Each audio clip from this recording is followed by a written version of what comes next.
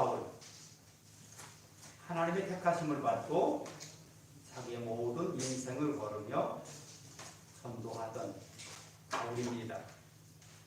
그가 자기의 모든 사명을 다 감당하고 나서 오늘 이 말을 하는 겁니다.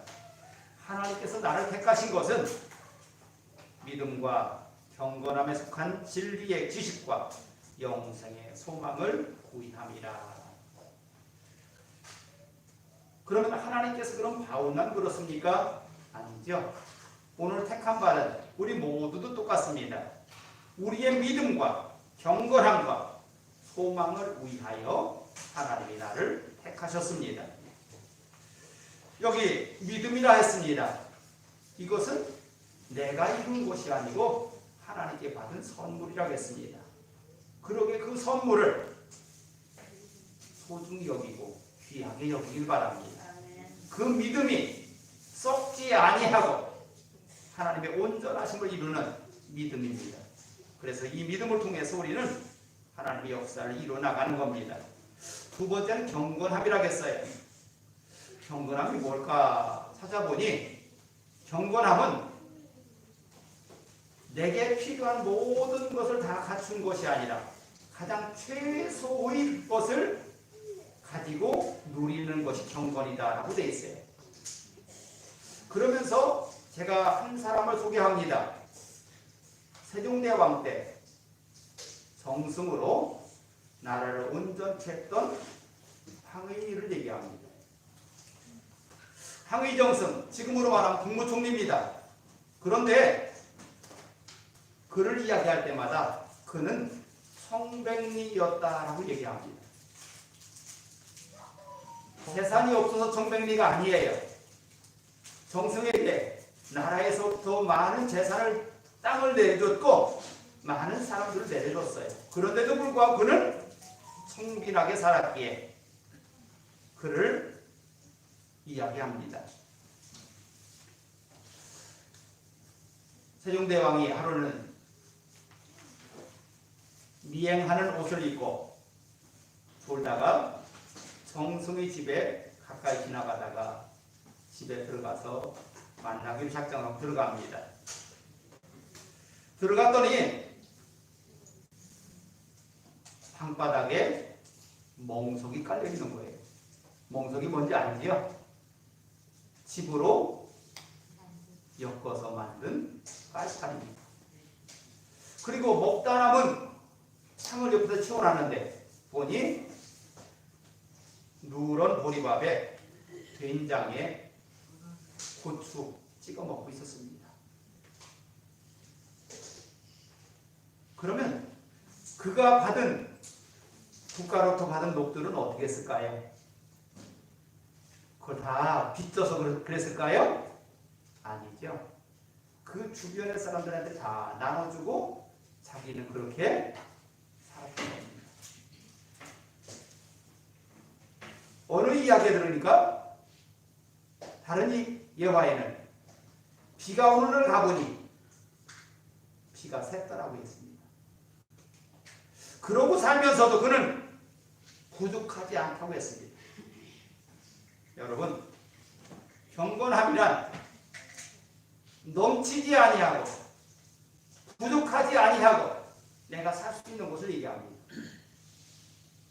그런데 정글에 사는 사자들 어떻게 살까요? 자기가 힘이 세니까 많은 짐승들을 죽이고 물어놓고 그러고 살까요? 그게 아니에요. 자기가 먹을 수 있을 만큼만, 내가 배고플 때만 먹을 것을 찾습니다.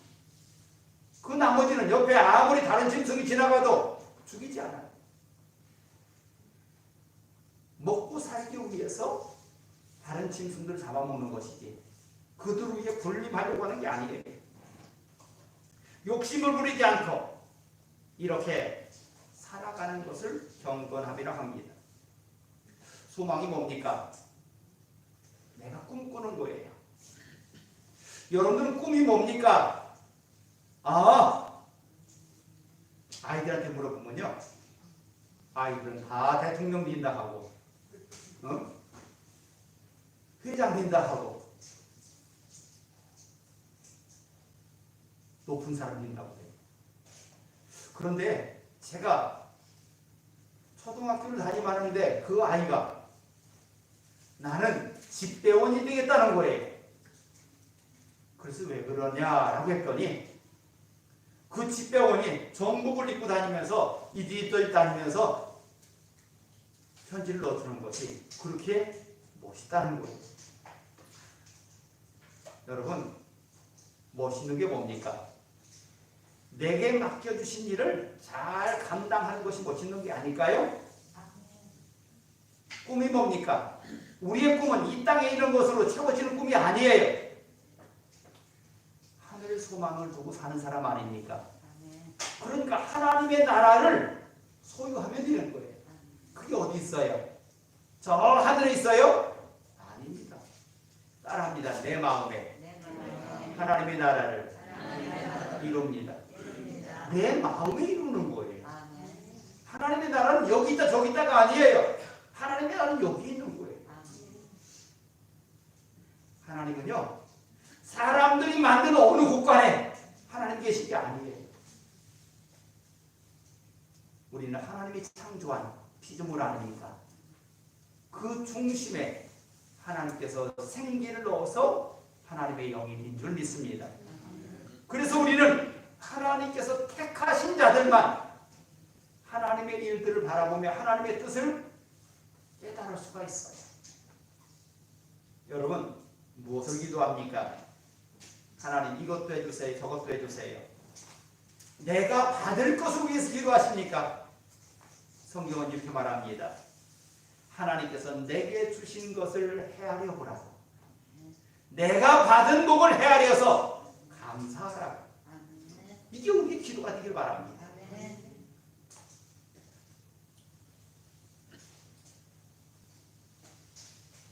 텔레비전에서 도와달라고 선전이 나오는데 어떤 엄마가 아이를 데리고 가서 흙탕물이 잔뜩 일어난 배울물을 퍼서 먹입니다. 그러면서 뭐라 합니까? 이 아이가 병들 줄 알면서도 이것을 먹지 아니하면 죽기에 이것을 먹일 수밖에 없습니다. 라고 얘기합니다. 여러분, 그 자리에 우리가 있지 않고 이 대한민국이라는 나라에 있기에 우리는 그런 걱정하지 않습니다. 어떤 집이든 물을 틀면 깨끗한 물이 나오고 마실 수 있는 물이 나옵니다. 그것도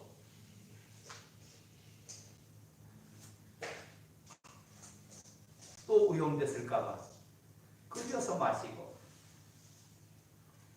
또는 차를 타서 마시고 그럽니다.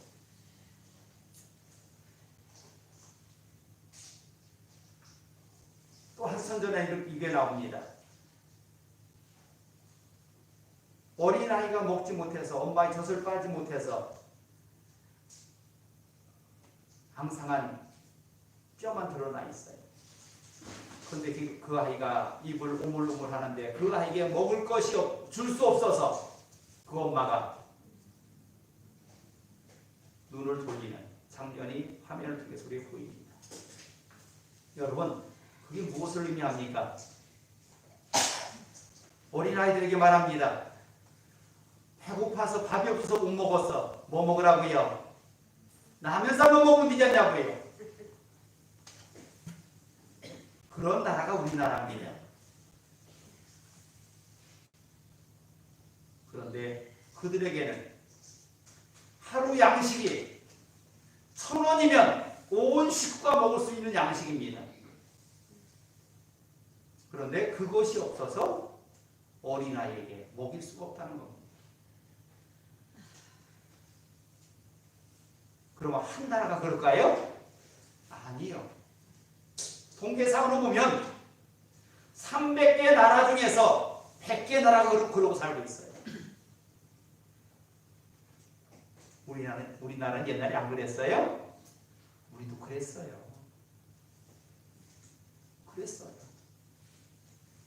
그런데 우리 지금 어떻게 살고 있습니까? 너무 많이 먹어서 살이 쪄서 그것을 문제가 되고 있어요. 오히려 그 살을 빼겠다고 또 돈을 들여서 다이어트를 합니다. 그런 나라에 살고 있어요. 그럼 그게 내 노력으로 만든 겁니까? 아니에요. 하나님께서 이 나라를 얼마나 아름답게 봤으면 그런 나라를 만들었을까요? 하나님께서 보시기 아름다운 우리의 모습이 하나하나 세워지길 바랍니다. 그래야 복 있는 민족이 되는 거예요. 그냥 시간이 지나면 되는 것이 아니라 하나님께서 보시기에 합당한 우리의 모습이 나와야 돼요. 하나님이 택하신 자들, 하나님 그들을 위해서 준비하고 계시고 계획하고 계시고 그것을 하나하나 이루어 가십니다. 그 하나님의 예비하심을 바라볼 수 있는 영안이 열려야 됩니다. 하나님의 음성을 들을 수 있는 귀가 열려야 됩니다. 그래야 내 입에서 감사와 찬양이 나오는 거예요. 하나님께서 우리에게 받아 누리고 있는 것이 얼마나 되는지 세워보라는 겁니다. 하나님께서 내가 너희들을 축복의 통로로 쓰시겠다고 부르셨어요. 아브라함을 우리는 믿음의 조상이라고 합니다. 근데 지금 믿는 모든 자들이 아브라함과 약속했던 내가 너로 인하여 세상의 모든 사람에게 복을 주겠다고, 내가 너로 큰 민족이 되게 하겠다고, 내가 너로 이 땅에 큰 많은 사람들에게 나눠주는 자가 되겠다, 그렇게 만들겠다고 우리를 부르신 겁니다. 주님께서 이 땅에 오심이 뭡니까? 주님께서 오시면 우리를 죄 가운데서 구원하여 하나님의 자녀 삼겠다고 오신 겁니다. 근데 그분은요, 그냥 자녀 삼은 게 아니지 않습니까? 구약시대에는요, 저들이 제사 드릴 때마다 저들은 양을 잡고 소를 잡고 염소를 잡아서 피제사를 드렸어요. 그것이 언제 끊어졌습니까? 주님의 십자가 보혈이 하나님의 휘장을 찢은 후로는 더 이상 제사가 아니라 예배가 됐어요. 예수님의 십자가 보혈로 우리는 하나님의 자녀들의 권세를 받은 거라는 얘기입니다. 그러기에 오늘 우리는 다시 오실 주님을 바라보면서 기대하고 천국을 소망합니다. 그런데 그 주님께서 오셔서 하실 일은 이제 한 가지 남았어요. 뭡니까? 세상을 심판하시며 그 속에서 하나님의 자녀들을 알곡으로 구별하여 하나님의 국간에 올리는 겁니다. 그 소망을 잊어버리지 말기 바랍니다. 아멘. 그 소망이 없다면 우리는 세상 것에 얽매여 살 수밖에 없어요. 그런데 그 소망 가지기에 다른 사람보다 집이 모자라도 자동차가 없어도 먹을 것이 부족해도 주님께서 오시면 나를 하나님의 알곡이라 하셨으니 감사합니다, 이러고 사는 거예요.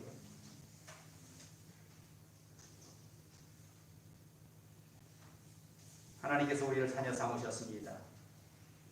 그리고 우리에게 말합니다. 진리의 지식과 영생의 소망을 이루라. 진리의 지식이 어디 있습니까? 진리는 변하지 않는 겁니다. 어디 있습니까? 성경입니다. 하나님의 말씀으로 우리를 날마다 세워나가라는 겁니다.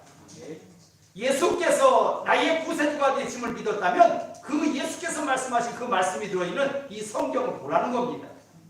그럼 그 성경을 통해서 나를 세워져 나가게 하시는데, 그런 사람들에게 선물로 주는 게 있어요. 그게 뭐예요? 천국입니다. 그런 사람들에게 주시는 선물이 천국이에요.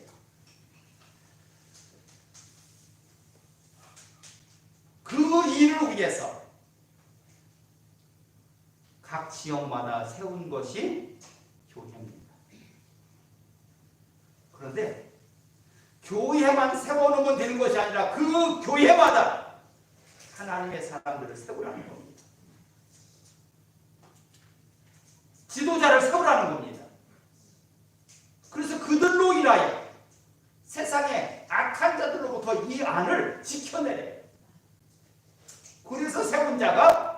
목사요, 장로요, 안수집사요, 권사요, 집사인 겁니다. 근데요, 이 직분을 면류관이라고 생각하는 사람이 있어요. 면류관이 아니에요. 왜 면류관이 아니냐면 상을 받는 것은 지금 받는 게 아니라 이 모든 경주를 다 끝나야 받는 거예요. 우리의 경주는 아직 끝난 게 아니잖아요. 주님께서 다시 오시든 내가 하나님께로 가든 해야 끝나는 거예요. 나 목사 됐다고, 나 장로 됐다고, 안수집사 됐다고, 권사 됐다고 그거 자랑할 때가 아니에요. 아직 달려갈 길을 맞춘 게 아니잖아요. 올림픽에서 각 분야별로 최고를 다투어서 1등 간 사람에게 금메달을 줍니다. 그건 면류관 맞아요. 모든 경기를 다 끝났기 때문에 주는 거예요. 그런데 우리는 아직 달려갈 길을 지금 가고 있는 사람들이잖아요.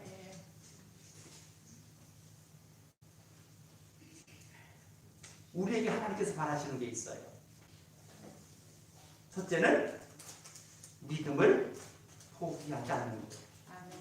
우리의 믿음이 중간에 포기가 된다면 우리는 절대로 면류관 받지 못합니다. 지난 시간에 말씀드린 사도 바울이 이야기야. 자기 밑에 있던 많은 자들이 있었는데 그들 중에 남은 자는 하나밖에 없다. 이야기합니다. 그래서 그러기에 오늘 하나님은 우리에게 디모데전서 3장 1절로 7절에 보니까 믿보다 이 말이여 사람이 감독의 직분을 얻으리 하면 선한 일을 사모한다 함이로다. 그러므로 감독은 책망할 것이 없으며 한 아내의 남편이 되며 절제하며 근신하며 아담하며 나그네를 대접하며 가르치기를 잘하며 술을 즐기지 아니하며 구타하지 아니하며 오직 관용하며 다투지 아니하며 돈을 사랑하지 아니하며 자기 집을 잘 다스려 자녀들로 모든 단정함으로 복종하게 하는 자라야 할지며. 이 모든 말 속에는 첫째는 하나님께서 나를 택하심이요. 두 번째는 오늘 제목 속에 경건함이요. 세 번째는 소망입니다. 이 세 가지를 가지라는 겁니다. 그런 자들을 세워서 교회를 든든히 세워가라는 겁니다. 그래야 하나님의 교회가 밖에 있는 믿지 아니하는 자들을 향하여 예수 믿으시오라고 할 수 있대요. 아멘. 교회 안이 더욱 아름다워지고 경건해지고 하나님 보시기 아름답게 되고 나서야 예수 믿으시오라고 할 수 있다는 거예요. 이걸 다른 말로 말하면 교회가 부흥되려면 이 안에부터 먼저 부흥돼야 된다는 거예요. 여러분들 마음속에, 목사의 마음속에 큰 기쁨이 있고 소망이 있어서 이 속에서 뜨거워져야 돼요. 그래야 나가서 여러분들의 그 뜨거움을 사람들에게 보이는 거예요. 하나님께서 우리에게 바랍니다.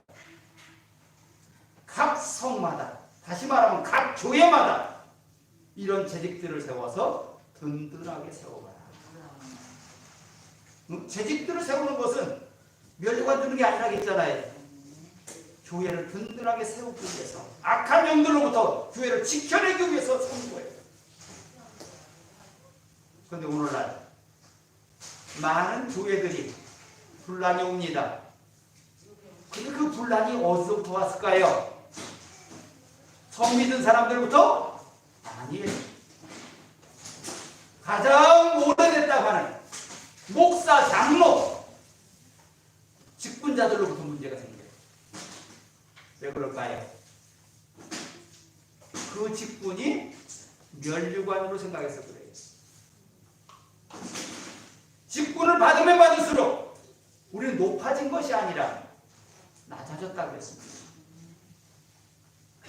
천국은 낮아지고 낮아지는 운동을 하는 사람들이 가는 곳이 천국이지, 에헤요 하는 사람들이 가는 곳이 천국이 아니라고요.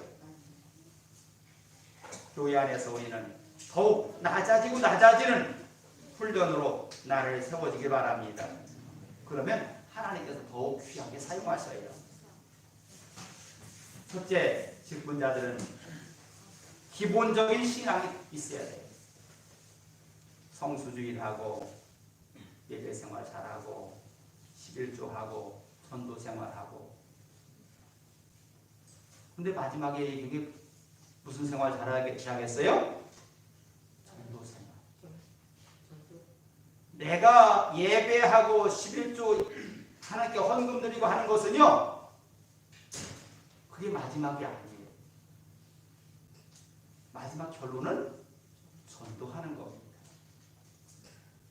그러면 시작한 것이 큽니까? 마지막이 큽니까? 마지막이 훨씬 더 큰 거예요.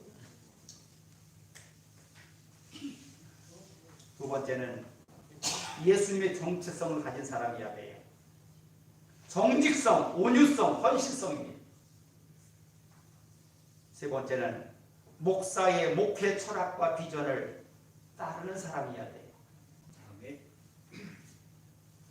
네 번째는 영적인 권위에 순종하는 사람이어야 돼요. 다섯 번째는 섬김의 철학이 분명한 사람이 되어야 돼요. 그런 사람들을 뽑아서 교회를 든든하게 세워가야 해요. 그래야 세상에서 교회가 보기 아름다운 믿음의 공동체가 된다는 겁니다.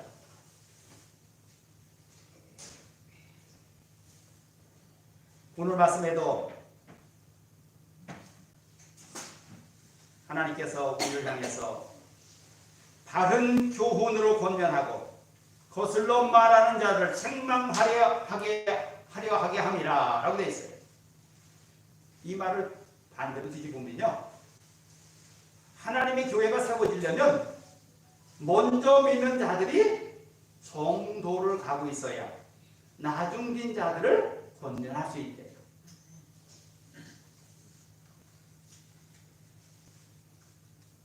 제가 신앙생활을 해가면서 가장 안타까웠던 모습이 이런 말이에요. 너를 보니까 교회 가고 싶지 않아. 너를 보니까 나 안 갈 거야. 네가 믿는 하나님 나 믿을 거야. 이것은 저주예요. 그 사람으로 인해서 교회가 문이 닫히는 거예요. 하나님께서 우리를 바라보면서 가장 잘못된 부분으로 그가 하고 있음을 얘기합니다.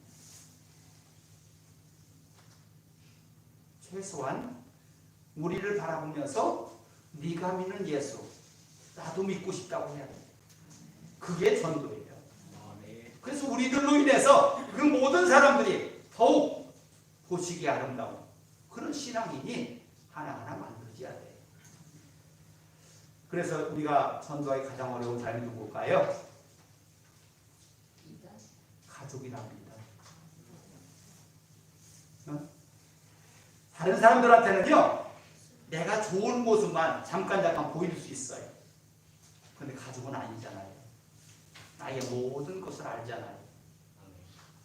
그렇게 내 모습을 바꾸지 아니하면 세상 사람도 전도하지 못하고 내 가족도 전도하지 못하는 거예요.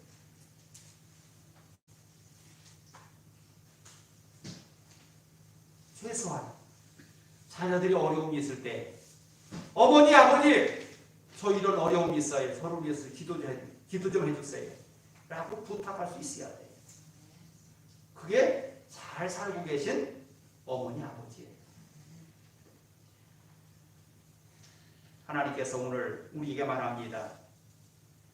하나님이 교회를 세우는 것은 다른 것이 아니라 나를 세우는 것이다. 내가 하나님의 택하심을 믿고 경건함과 소망을 잃어버리지 않는다면 나는 믿음의 사람 맞습니다. 그러기에 오늘 하루도 경건함을 이루고 소망을 향해서 한 걸음 나아가는 주의 백성들 되길 바랍니다. 기도합니다. 하나님 감사합니다. 하나님께서 나를 택하심은 이 땅에 믿음과 경건함과 소망을 이루기 위함이라겠습니다. 나를 통해서 이 땅이 더욱 아름다워지고 이 땅이 보기에 좋고 이 땅에 많은 사람들이 하늘의 복을 누리는 통로가 되게 하여 주시옵소서. 예수의 이름으로 기도했습니다. 아멘.